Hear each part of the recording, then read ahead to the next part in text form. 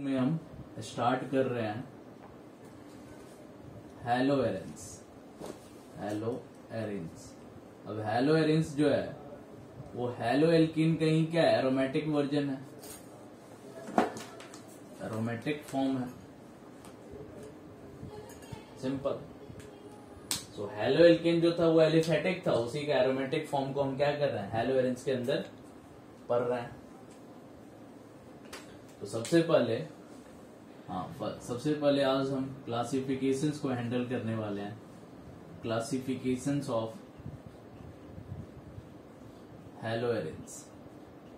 तो क्लासिफिकेशंस किस तरीके से करते हैं, तो सिंपल क्लासिफिकेशन एक है, तो on the basis of number of halogen atom. मान के चलो किसी हेलो एल्केन में एक हेलोजन एटम है तो इसको मोनो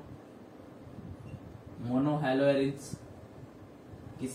किसी में दो हेलोजन एटम है तो इसको डाई हेलो एरेंस बोलेंगे, इसको डाई हेलो एरेंस।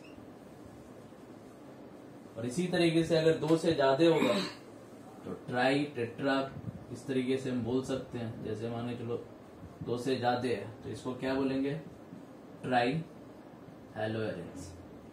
तो ये तो सिंपल है, on the basis of halogen atom. ये क्लासिफिकेशन जो है वो on basis of halogen atom, simple. इसमें कुछ नया चीज है नहीं। सेकेंड चीज जो इसके अंदर आता है, तो एक हमने पढ़ा था एलाइलिक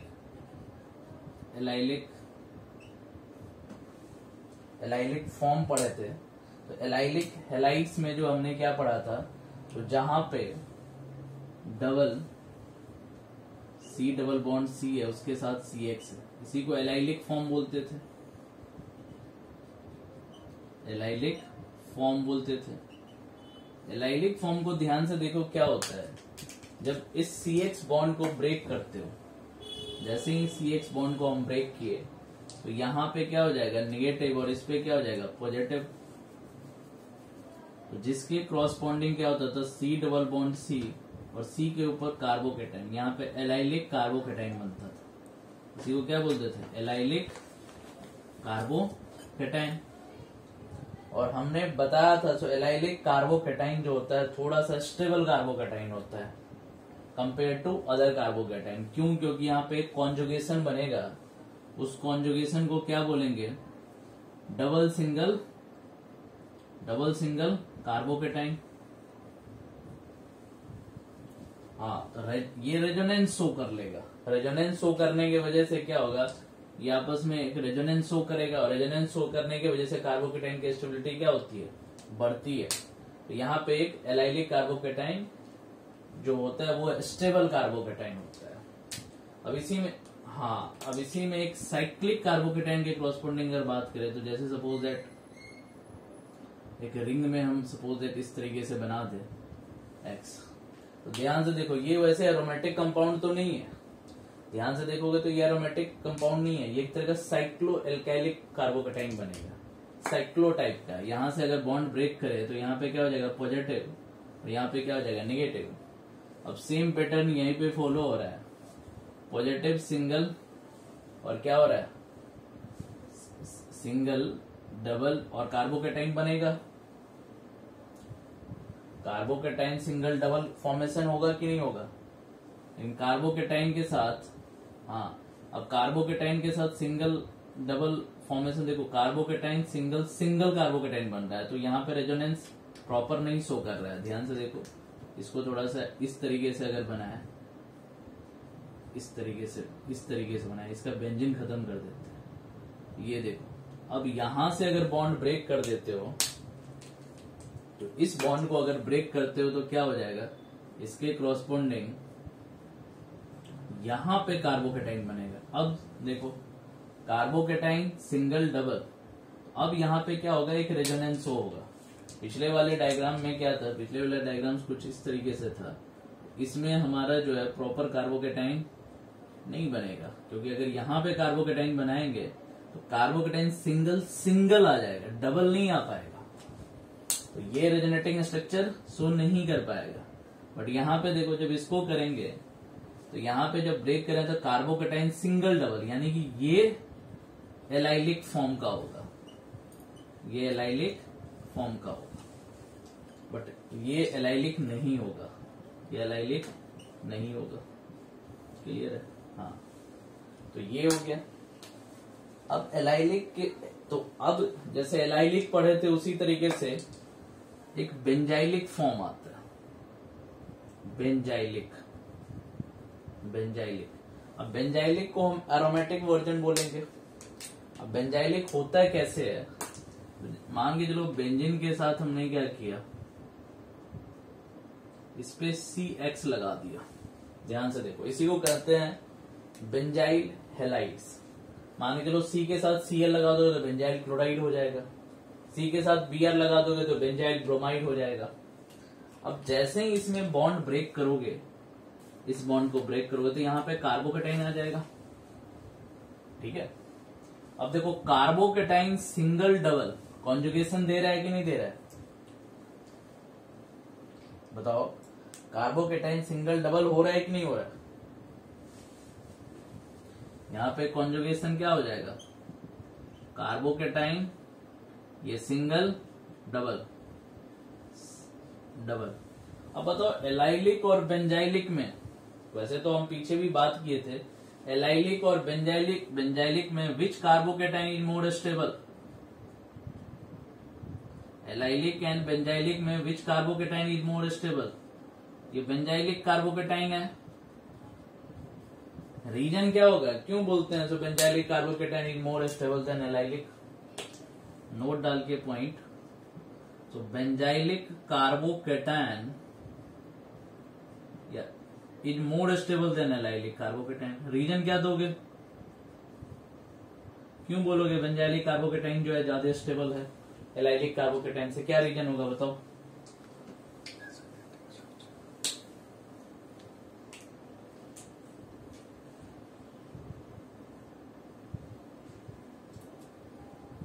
देखो पहले ये बताओ, इसमें एलाइलिक और बेंजाइलिक कार्बोकेटाइन क्यों स्टेबल है? क्योंकि कॉन्जुगेशन शो कर रहा है और कॉन्जुगेशन के वजह से स्टेबलाइज्ड है, रेजोनेंस स्टेबलाइज्ड है। यहां पे देखो एलाइलिक में नंबर ऑफ रेजोनेटिंग स्ट्रक्चर तो एक ही होगा ना, लेकिन बेंजाइलिक में नंबर ऑफ रेजोनेटिंग स्ट्रक्चर देखो 3 बार यहाँ पे घूमेगा, टोटल 5 रेजोनेटिंग स्ट्रक्चर आएंगे। तो यहाँ पे 5 स्ट्रक्चर आ रहा है, यहाँ पे कितने आ रहे हैं? 2 स्ट्रक्चर आ रहे हैं मात्र। तो अब कंसेप्ट क्या है, सो स्टेबिलिटी डायरेक्टली प्रोपोर्शनल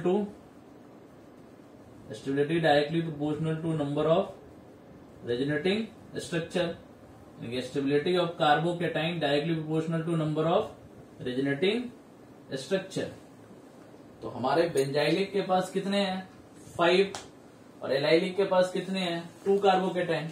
तो मोर स्टेबल किसको बोलेंगे? जिसके पास जितना ही रेजोनेटिंग स्ट्रक्चर होगा। तो जो जितना ही रेजोनेटिंग स्ट्रक्चर का होगा वो उतना ही स्टेबल कार्बोकेटाइन होगा। क्लियर है? क्लियर है? तो इसको पहले नोट डाउन कर लो, फिर आगे करते हैं। ठीक है, बस इसको नोट डाउन करो। अभी हमने थोड़ा सा देखा सो बेंजाइलिक फॉर्म को कैसे डील करते हैं। एक और इसमें आता है बेंजाइलिक के बाद एक और फॉर्म करते हैं एराइल हैलाइड्स करके। जैसे एल्काइल हैलाइड्स होता था, सिंपल एल्काइल हैलाइड्स को अगर हम लिखें तो क्या लिखेंगे? R के साथ X का जो ग्रुप होता था उसी को क्या कहते थे? Alkyl halides. जहां पे R ग्रुप को हम क्या बोलते थे? एल्काइल।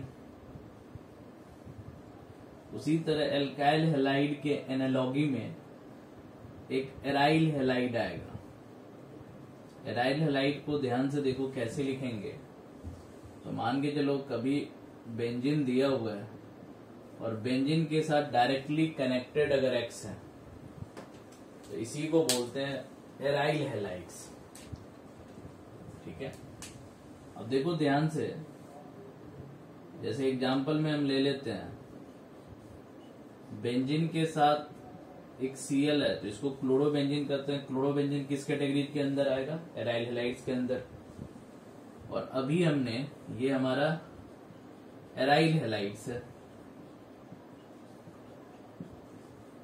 अभी जो हमने बनाया था एक बेंजाइल क्लोराइड, उसको कैसे बनाया था, सी के साथ Cl, तो ये बेंजाइल क्लोराइड है, ये बेंजाइल क्लोराइड है। और इसको अगर कहें तो सिंपल फिनाइल क्लोराइड भी बोल सकते हैं, phenyl chloride simple.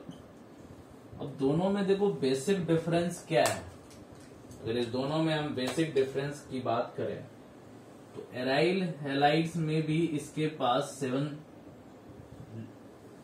Number of electrons है। आउटर मोस्ट सेल में क्लोरीन के पास कितना होता है, 7, जिसमें से एक इसने क्या किया, सामने वाले कार्बन के साथ शेयर किया हुआ है। और यहाँ पे 3 लोन पेयर इलेक्ट्रॉन्स है।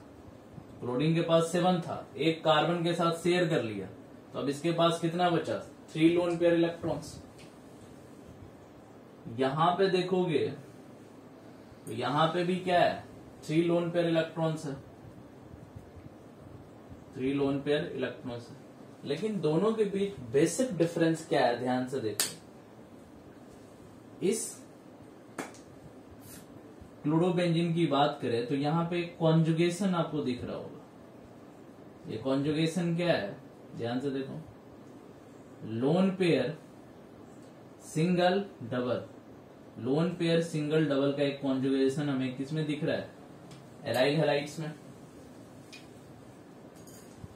दूसरी बात, क्लोरीन के जस्ट साथ वाले कार्बन की अगर हाइब्रिडाइजेशन की बात करें, क्लोरीन के जस्ट साथ वाले कार्बन के हाइब्रिडाइजेशन की बात करें तो इसकी हाइब्रिडाइजेशन कितनी है, sp2 है, जस्ट साथ वाले कार्बन की बात करें। लेकिन इसमें अगर बात करें तो इसमें कॉन्जुगेशन नहीं बन रहा है, यहाँ पे कोई कॉन्जुगेशन नहीं बन रहा है। देखो लोन पेयर सिंगल सिंगल आ रहा है, हमारा कॉन्जुगेशन क्या होता है, लोन पेयर सिंगल डबल होता है, बट यहां पे क्या बन रहा है, लोन पेयर सिंगल सिंगल आ रहा है, तो कॉन्जुगेशन तो नहीं फॉर्म हो रहा है।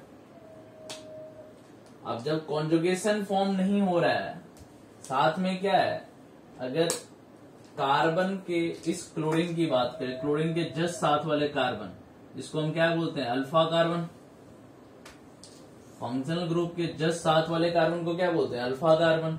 तो यहां पे अल्फा कार्बन की हाइब्रिडाइजेशन बता दो कितना आएगा,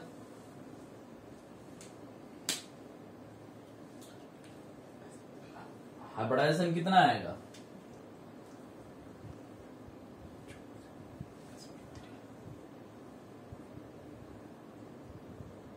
देखो सारा बॉन्ड सिंगल है यहाँ पे। जब किसी कार्बन का सारे बॉन्ड सिंगल होगा तो इसके पास 1 सिग्मा 2 सिग्मा 3 सिग्मा और 4 सिग्मा हो जाएगा, और number of sigma bond plus lone pair को ही बोलते हैं हाइब्रिडाइजेशन। तो 4 से हम क्या लिख सकते हैं, sp3। बट यहां पे देखोगे तो यहां पे कितना है, 3 ही है, 1 2 और यहां पे कितना हो गया, 3। यहां पे जो हाइब्रिडाइजेशन देखोगे तो एक डबल बॉन्ड आ रहा है, तो डबल बॉन्ड की वजह से यहां पे sp2 हाइब्रिडाइजेशन है और यहां पे sp3 हाइब्रिडाइजेशन है। तो अगर बेसिक डिफरेंस की बात करें तो एराइल हैलाइड्स के बीच sp2 hybridization, sp2 hybridization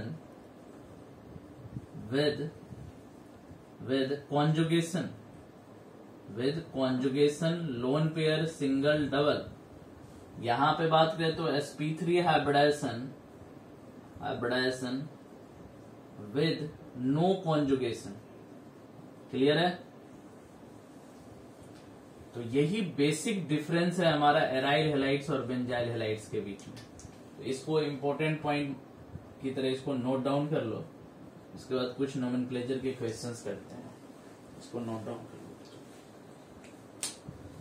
problems based on nomenclature.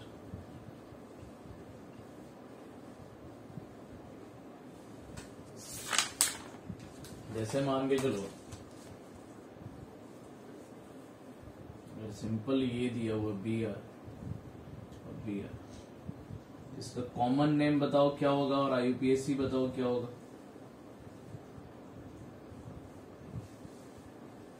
फटाफट कॉमन नेम और IUPAC नेम लिख के बताओ इसका क्या होगा। उसी तरह Br इस पोजीशन पे दिया हुआ था, इसका बता दो कॉमन नेम और IUPAC नेम क्या होगा। दोनों का कॉमन नेम IUPAC नेम लिख के बताओ।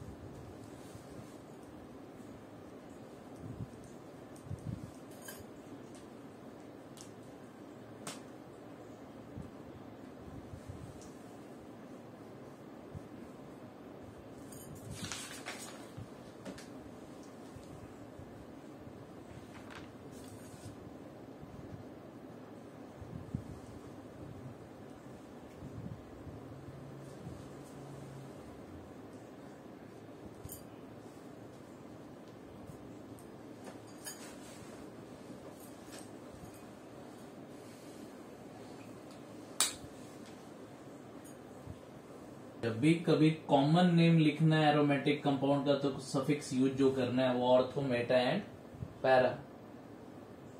और IUPAC नेम लिखना है तो 1 2 3 यूज करना है। अब देखो ये जो हमारा है ये हमारा बेस कंपाउंड हो गया, बेस कंपाउंड हो गया, और उसमें सब्स्टिट्यूएंट क्या लगा है, ब्रोमो। कहाँ पे लगा है, तो इसको अगर हम रेफरेंस ले लेते हैं तो रेफरेंस के जस्ट साथ वाले को ऑर्थो, इसको मेटा और इसको पैरा। तो क्या लिखेंगे, मेटा डाई, डाई मतलब दो है, bromo die bromo benzene, Meta die bromo benzene. Meta का मतलब मेटा पे है और यहाँ पे दो सफिक्स, दो ब्रोमो, इसलिए डाई ब्रोमो बेंजीन हो गया। ठीक है, नहीं, दोनों को नहीं, एक को तो हमने रेफरेंस ले लिया ना, एक को रेफरेंस।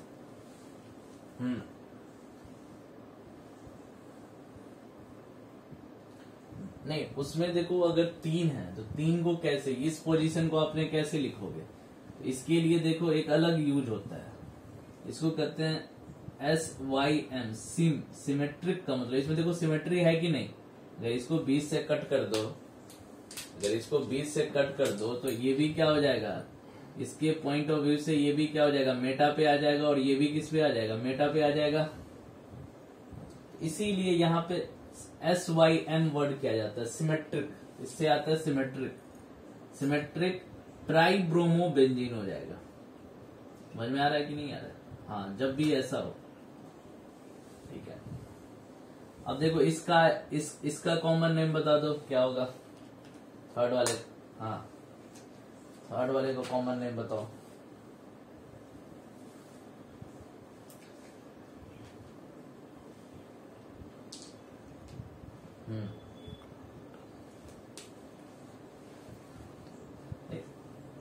नहीं, सही बोले हो, ऑर्थो क्लोरो होगा, बट ये हमारा जो है बेस कंपाउंड हो जाएगा। याद रखना, बेंजीन के साथ वाले CH3 को क्या बोलते हैं, टॉल्यून। तो सिंपल क्या बन जाएगा, क्या बन जाएगा बताओ, ऑर्थो क्लोरोटॉलिन बनेगा। नहीं, ऑर्थो पे कैसे होगा, टॉलिन के देखो ऑर्थो पोजीशन पे, ये मेटा पोजीशन पे है ना। देखो ये रेफरेंस हो गया, तो ऑर्थो और ये मेटा, तो क्या लिखोगे, मेटा क्लोरो टॉलिन। क्लियर है? लास्ट वाले का बता दो क्या होगा,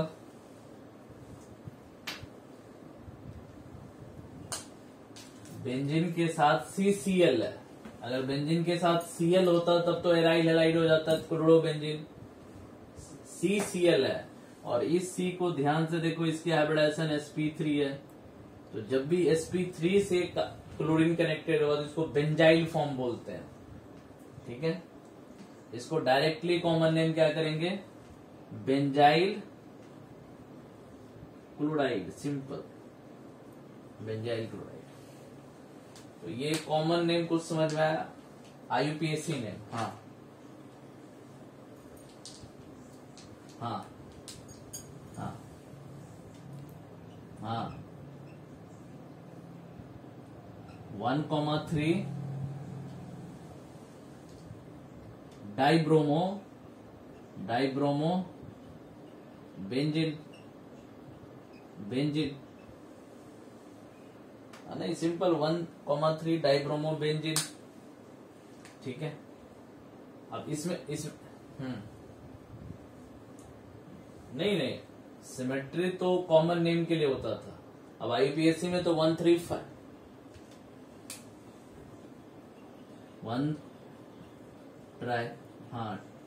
1,3,5 ट्राइब्रोमो बेंजीन। अब थर्ड वाले को बताओ।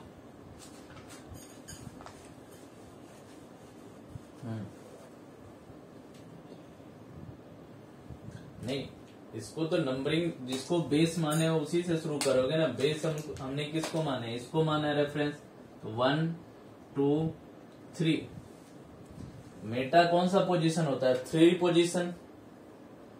तो सिंपल क्या हो जाए, नहीं, ये तो बेस कंपाउंड हो गया ना, इसको तो टॉली नहीं रखेंगे, इसको तो हमने नोमेनक्लेचर कर चुके हैं। सिंपल देखेंगे, मेटा के जगह पे क्या लगा देंगे, 3 क्लोरो टॉल्यून। कुछ नहीं करना है, सिर्फ मेटा की जगह पे हमने क्या किया, पोजीशन कर दिया 3 क्लोरो टॉल्यून। अब लास्ट वाला का बताओ।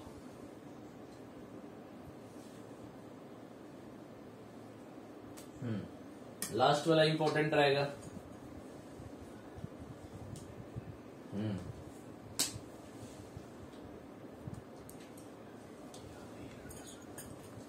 लास्ट वाला इंपॉर्टेंट रहेगा, बेंजीन के ऊपर CCl है, बेंजाइल क्लोराइड।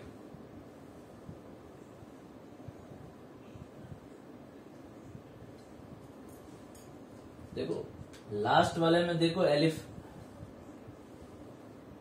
क्लोरोमिथाइल, ध्यान से देखो क्या गलती, इसमें देखो एलिफेटिक भी है और एरोमेटिक भी है।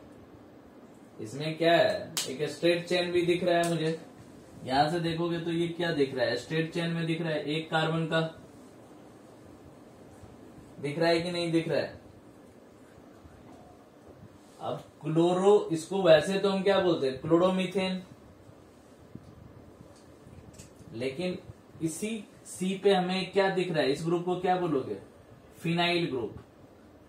अब कहोगे सर यहाँ पे आपने बेंजीन यूज किया, यहाँ पे फिनाइल कब यूज किया, तो फिनाइल तब यूज करेंगे जब फिनाइल सब्स्टिट्यूएंट में हो। यहाँ पे हमारा मेन चेन क्या है, क्लोरोमीथेन। हमारा जो मेन चेन क्या है, यही है, ये हमारा मेन चेन हुआ। हमारा मेन जो है चेन जो है वो ये है, और ये जो है, ये फिनाइल जो है वो सब्स्टिट्यूएंट है। फिनाइल जो है वो सब्स्टिट्यूएंट है। तो जब सब्स्टिट्यूएंट रहेगा तो बेंजीन को एज ए फिनाइल ट्रीट करेंगे। ठीक है, तो क्या हो जाएगा nomenclature, chlorophenyl methane, chlorophenyl methane, chlorophenyl, 1 phenyl methane, एक ही है तो 1 लगाने की कोई जरूरत नहीं है, क्लोरोफिनाइल मीथेन, सिंपल। ठीक है, तो ये एक नोमेनक्लेचर के कुछ अच्छे क्वेश्चंस थे, इसको एक बार आप नोट डाउन कर लो, फिर हम जो है आगे करते हैं, प्लान करते हैं।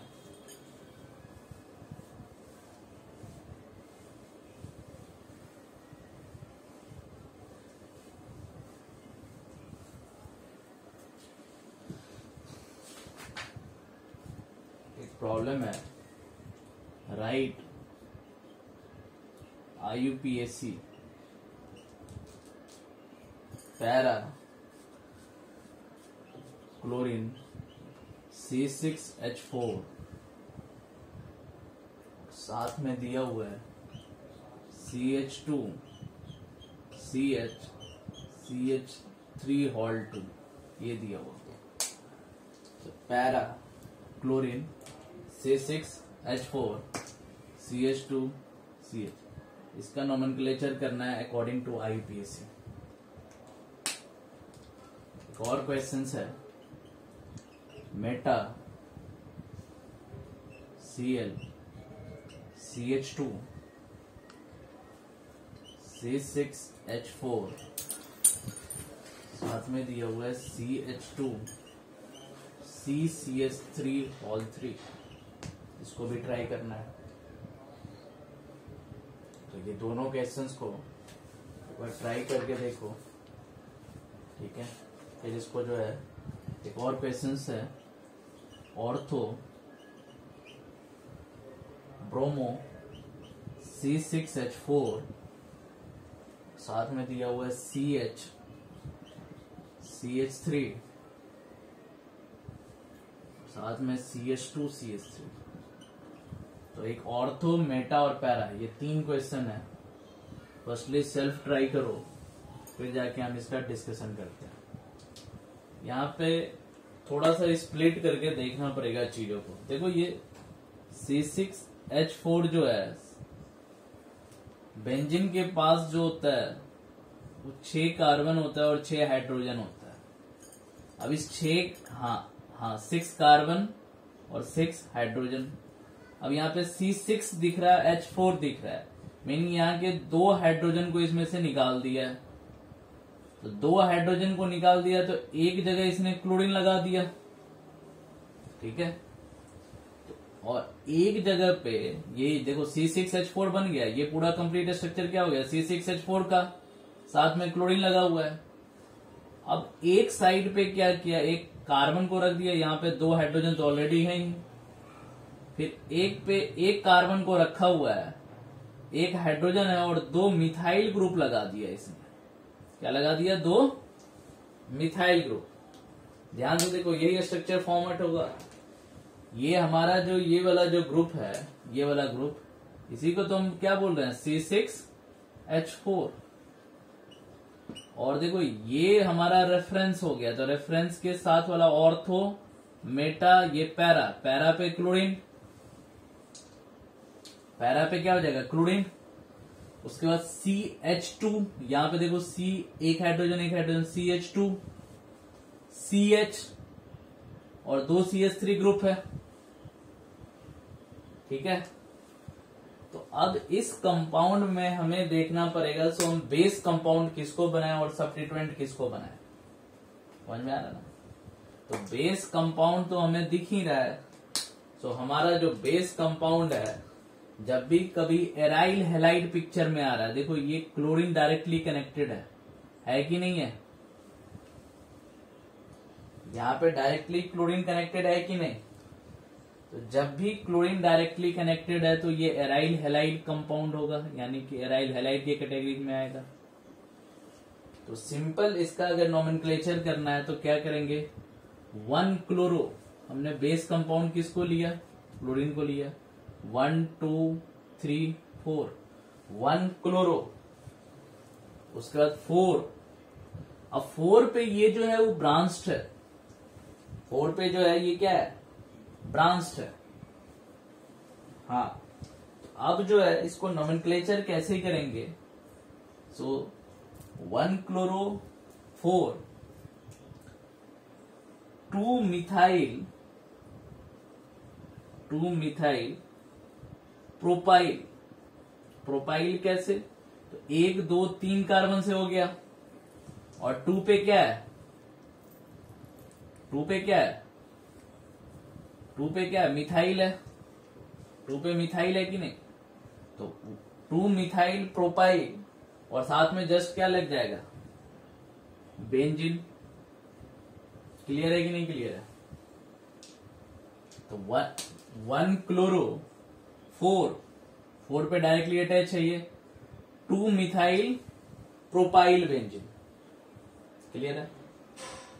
तो सबसे पहले ये, और ये कैटेगरीज में डायरेक्टली क्लोरीन कनेक्टेड है बेंजीन रिंग से, और उसका हाइब्रिडाइजेशन जो है यहाँ पे जो हाइब्रिडाइजेशन आ रहा है वो sp2 आ रहा है, तो इसीलिए इसको किस कैटेगरी में रखेंगे, एराइल हैलाइड की कैटेगरी में।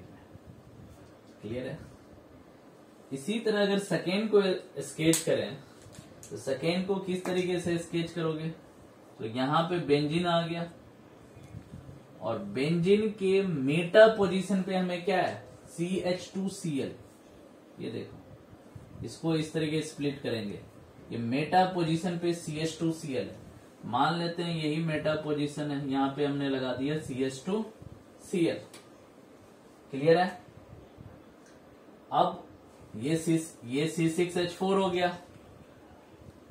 अब ऊपर वाले ग्रुप पे क्या आ जाएगा, C और यहाँ पे C कुछ इसी तरीके से बन जाएगा। ठीक है। अब दोनों में क्या है, यहाँ पे अब ये पहले देखना है क्या ये एराइल हैलाइड होगा या बेंजाइल हैलाइड होगा। देखो, जब क्लोरीन डायरेक्टली कनेक्टेड होता है रिंग से, यानी कि क्लोरीन के साथ वाला कार्बन का हाइब्रिडाइजेशन sp2 होता है तो एराइल बोलते हैं, बट यहाँ पे क्लोरीन के साथ वाले कार्बन का हाइब्रिडाइजेशन sp3 है। जब भी क्लोरीन के साथ वाले कार्बन का हाइब्रिडाइजेशन sp3 होता है तो उसको क्या बोलते हैं, बेंजाइल। तो ये बेंजाइल हैलाइड है, सिंपल। अब इसको नेमिंग करेंगे तो क्या होगा, 1 क्लोरो CH2 है, एक कार्बन है, तो हमारा ये बेस चेन हो जाएगा। 1 क्लोरो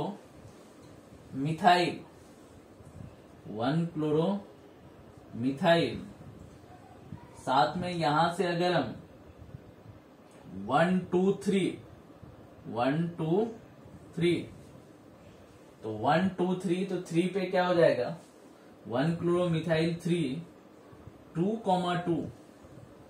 2,2 का मतलब क्या हुआ, तो एक ही ग्रुप पे क्या है, 2 मिथाइल ग्रुप है। यहाँ पे एक मिथाइल ग्रुप था तो हमने सिंपल 2 लिखा था। यहाँ पे 2,2 डाइमिथाइल और कितने कार्बन ग्रुप हैं, 3 कार्बन ग्रुप हैं, तो डाइमिथाइल प्रोपाइल, सिंपल क्या हो जाएगा, डाइमिथाइल प्रोपाइल बेंजीन। तो सिंपल देखो, ये बेंजाइल क्लोराइड है। जब हमारा एराइल हैलाइड था तो हमारा जो है, इसमें जो हम इस वाले चेन के प्रायोरिटी पे इस चेन को लिखे हैं, क्योंकि ये हमारा क्या है, बेंजाइल हैलाइड है। ठीक है। और इस वाले चेन में क्या किया हमने, 1 क्लोरोमिथाइल, क्योंकि ये हमारा क्या है, बेंजाइल है, इसमें एराइल था तो एराइल में डायरेक्टली इस तरीके से किया। ठीक है। और ये वाला जो चीजों को जो है ब्रैकेट में लिखना है, क्योंकि ये सब्स्टिट्यूएंट में आ जाएगा, तो इस तरीके से हम 1 क्लोरोमिथाइल 3 2,2 डाइमिथाइल प्रोपाइल बेंजीन हो जाएगा। इसी तरह लास्ट वाला अगर करेंगे तो क्या हो जाएगा, ऑर्थो पे ब्रोमो है, तो ऑर्थो पे ब्रोमो का मतलब सपोज दैट हमने यहाँ पे ब्रोमो लगा दिया, फिर से इसको स्प्लिट कर दें, C6H4 का मतलब बेंजीन रिंग आ रहा है, बेंजीन रिंग बना दिया। उसके बाद क्या हो रहा है, तो जैसे ही ऑर्थो पे ब्रोमो लगा, उसके बाद जो चेन पे जो है C के साथ एक H, एक C और साथ में C ग्रुप अटैच्ड है, यानी C के साथ एक CH3 ग्रुप आ रहा है और एक साथ में H आ रहा है, और यहाँ पे CH2 CH3 इस तरीके से जो है कनेक्टेड है। अब इसका अगर नोमेनक्लेचर करें तो किस तरीके से करेंगे, ऑर्थो ब्रोमो है तो ऑर्थो रेफरेंस के साथ वाले को ऑर्थो बोलते हैं। ऑर्थो की प्रायोरिटी जहां से स्टार्ट करें उसको सबसे लोएस्ट नंबर 1, तो 1 ब्रोमो, 1 के बाद यहां पे 2 आ जाएगा, तो 1 ब्रोमो 2 और ब्रैकेट में क्या हो जाएगा, 1 पे मिथाइल है, यहाँ पे देख रहे हो 1 पे ही मिथाइल, यहाँ पे ध्यान से देखो 1 2 3 2 पे डाइमिथाइल था, यहाँ पे 2 पे मिथाइल था, यहाँ पे 1 पे ही मिथाइल है, तो 1 ब्रोमो 2 1 मिथाइल और यहाँ भी कितने कार्बन है, 3 कार्बन है, 1 मिथाइल प्रोपाइल, और लास्ट में क्या लगा देंगे, बेंजीन। लास्ट में जो लगा देंगे वो बेंजीन। तो यहाँ पे 1 ब्रोमो 2 क्यों लगाया, कि 2 पोजीशन पे लगा हुआ है, तो 2 और ब्रैकेट में ये अब हमारा जो है सब्स्टिट्यूएंट ग्रुप हो गया, तो 1 ब्रोमो 2 1 मिथाइल प्रोपाइल बेंजीन। तो सिंपल क्या देख रहे हैं, ये भी जो कैटेगरी में होगा, इसमें जो ब्रोमीन जिस कार्बन से कनेक्टेड है उस कार्बन के हाइब्रिडाइजेशन कितना है, sp2 डायरेक्टली कनेक्टेड है, sp2। तो जब sp2 होता था तो एराइल हैलाइड बोलते थे, जब sp2 होता था तो एराइल हैलाइड। तो एराइल हैलाइड में जो चैन आएगा वो हमारा सब्स्टिट्यूएंट में हो जाएगा, सिंपल। एराइल हैलाइड में जो चैन आएगा वो हमारा सब्स्टिट्यूएंट में हो जाएगा, बट बेंजाइल हैलाइड में जो चैन आएगा वो हमारा जो है, बेंजाइल हैलाइड में जो एलिफेटिक चेन हो जाएगा वो सब्स्टिट्यूएंट में हो जाएगा, और एराइल हैलाइड में बेस चेन हमारा क्या रहेगा, एराइल हैलाइड रहेगा, और बाकी जो रिंग है सब्स्टिट्यूएंट में हो जाएगा। तो ये तीनों प्रॉब्लम जो है इंपॉर्टेंट रहेगा हैलो एरेंज के लिए।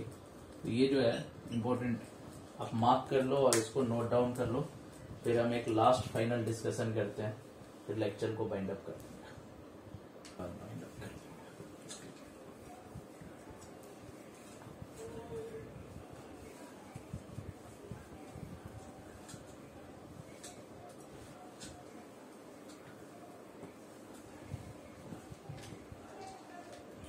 सिंपल एक डिस्कशन रखते हैं, nature of RX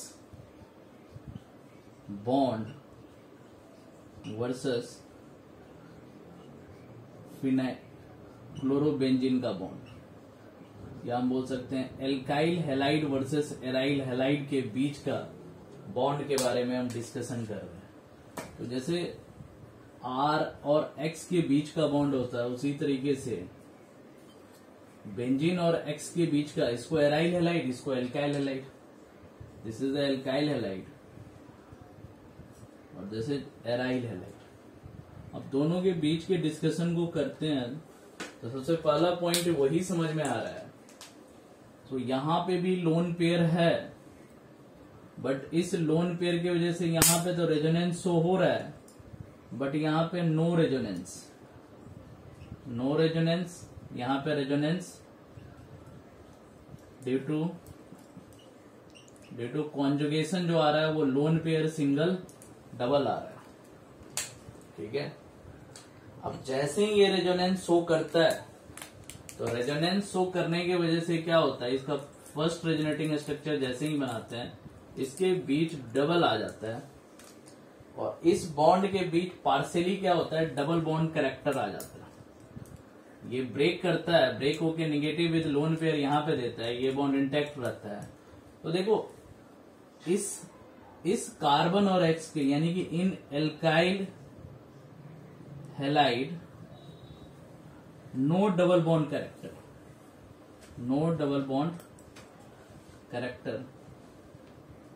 but aryl halide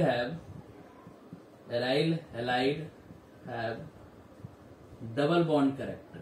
double bond character हो ही क्यों रहा है, ड्यू टू रेजोनेंस।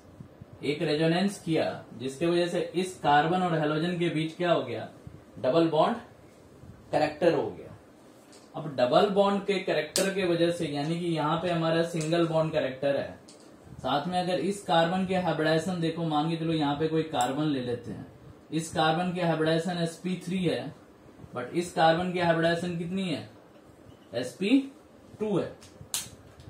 तो अगर सिंपल बात करें थर्ड पॉइंट में, तो RX का जो कार्बन है उसका हाइब्रिडाइजेशन कितना है, sp3, और इसमें RX में जो है कार्बन उसका हाइब्रिडाइजेशन कितना है, sp2। अब sp3 एंड sp2 में विच इज मोर इलेक्ट्रोनेगेटिव, तो हम पढ़े थे percentage of s character directly proportional to क्या, इलेक्ट्रोनेगेटिविटी। तो इसमें देखो परसेंटेज ऑफ s कैरेक्टर कितना है, 25% के आसपास। यहां पे देखोगे तो 33.3 33% के आसपास है। यानी कि इसके 4 पार्ट में एक पार्ट एस है तो 25, इसमें 3 पार्ट में से एक पार्ट है 33.3%। तो यानी कि ये वाला जो हेलोजन है वो इलेक्ट्रॉन्स को मोर टाइटली क्या कर रहा है, अपने तरफ विड्रॉ कर रहा है कंपेयर टू sp3। तो ये इंपॉर्टेंट हो गया।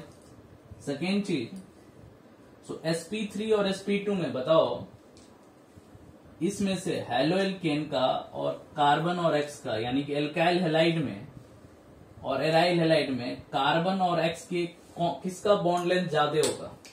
देखो इसका हाइब्रिडाइजेशन कितना हो गया sp3, इसका हाइब्रिडाइजेशन sp2, तो sp3 और sp2 में बॉन्ड लेंथ किसका ज्यादा होगा? sp3 और sp2 में बॉन्ड लेंथ किसका ज्यादा होगा? यहाँ पे सिंगल होता है, यहाँ पे क्या होता है? हाँ, क्यों होगा sp3 का ज्यादा? क्योंकि बॉन्ड ऑर्डर की अगर बात करें, बॉन्ड ऑर्डर sp2 का ज्यादा होगा। तो बॉन्ड ऑर्डर अगर sp2 का ज्यादा है तो कंफर्म बात है बॉन्ड लेंथ जो होगा वो sp3 का ज्यादा होगा। ठीक है, तो क्वेश्चंस पूछता है, so alkyl halide have more bond length compare to aryl halide. तो एल्काइल हैलाइड में जो कार्बन और हैलोजन का बॉन्ड लेंथ होता है वो ज्यादा होता है कंपेयर टू एराइल हैलाइड का। उसका मेन रीजन यही है। तो कार्बन का जो हाइब्रिडाइजेशन होता है एल्काइल हैलाइड में वो sp3 हाइब्रिडाइज्ड होता है, बट हैलोरेंस में वही हाइब्रिडाइजेशन क्या होता है? sp2 हाइब्रिडाइज्ड होता है। ठीक है, अब इसमें सबसे इंपॉर्टेंट डिस्कशन ये है, तो जब भी इस बॉन्ड को हम ब्रेक करते हैं, यहां पे जैसे ही इस बॉन्ड को ब्रेक करते हैं, तो कोई भी डबल बॉन्ड बताओ, सिंगल और डबल में से किसको ब्रेक करना डिफिकल्ट है? सिंगल है और एक डबल है। तो यहां तो सिंगल यहां पे तो इजिली जो है ब्रेक CX बॉन्ड हो जाता है, जिसकी वजह से ये न्यूक्लियोफिलिक सब्स्टिट्यूशन रिएक्शन देता है। अब यहां पे क्या होता है? Due to partial double bond character. Partial double bond character का मतलब क्या होगा? सो ड्यूरिंग रेजोनेंस क्या करता है? ये डबल बॉन्ड कैरेक्टर रख लेता है। तो due to partial double bond character, जैसे ही इसके अंदर पार्शियल डबल बॉन्ड कैरेक्टर आता है तो ये जो होता है लिस्ट रिएक्टिव हो जाता है टुवर्ड्स न्यूक्लियोफिलिक सब्स्टिट्यूशन के क्रॉसबॉन्डिंग। यानी कि aryl halides have list reactivity towards nucleophilic substitutions reaction। तो क्वेश्चंस पूछता है, सो एराइल हैलाइड्स जो है वो लिस्ट रिएक्टिव क्यों होता है न्यूक्लियोफिलिक सब्स्टिट्यूशन रिएक्शन के क्रॉसबॉन्डिंग? एराइल हैलाइड्स लिस्ट रिएक्टिव होने का रीजन क्या है? तो एराइल हैलाइड्स के पास क्या हो जाता है? पार्शियल डबल बॉन्ड कैरेक्टर आ जाता है। और पार्शियल डबल बॉन्ड कैरेक्टर आता है क्यों है? क्योंकि पार्शियल डबल बॉन्ड कैरेक्टर आने का रीजन क्या है? रेजोनेंस। इसके बीच एक कॉन्जुगेशन सेट हो जाता है double single, lone pair single double का, बट हैलो एल्केन के अंदर नहीं हो पाता है। तो ये कुछ डिस्कशन हुआ nature of RX bond versus alkyl halide versus aryl halides के बीच। तो इसके क्रॉसपॉन्डिंग फाइनल कंक्लूजन यही है, सो एल्काइल हैलाइड हैव जो है most fastest reactivity towards nucleophilic substitutions, but aryl halides have least reactivity towards nucleophilic substitution due to double bond character। तो इसको finally आप नोट डाउन कर लो। नेक्स्ट लेक्चर में इसी को हम फिर से कंटिन्यू करेंगे।